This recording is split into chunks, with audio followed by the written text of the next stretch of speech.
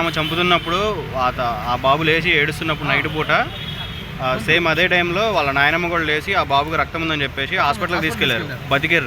బతికిన తర్వాత 2 months తర్వాత మళ్ళీ అదే బాబు మీద అటాక్ చేసి అదే బాబుని చంపేశారు. ఏం తెలియనట్టు మళ్ళీ ఉండి పోలీస్ ఇన్వెస్టిగేషన్లో ఒప్పుకోవడం, దీన్ని మీరు ఎలా చూస్తారు?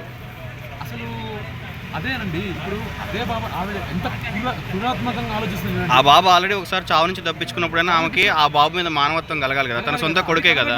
అంటే ఆ బాబుని ఎలాగైనా చంపదామని ఉందామె.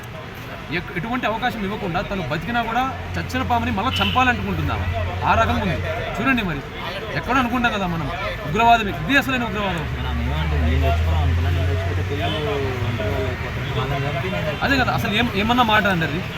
నేను చచ్చిపోదాం అనుకుంటున్నా, నేను చచ్చిపోతే పిల్లలు ఒంటరి వాళ్ళు అయిపోతారా అని ఆమె వాళ్ళని చంపిందంట. మళ్ళీ అంటే చచ్చిపోయేది నువ్వే, మళ్ళీ జాలి చూపించి వాళ్ళు ఒంటరి అయిపోతారని చెప్పేసి మళ్ళీ జాలి తింటావు, మళ్ళీ వాళ్ళని చంపడం. అసలు ఏమనాలి ఇట్లాంటి విషయాలను చూస్తే?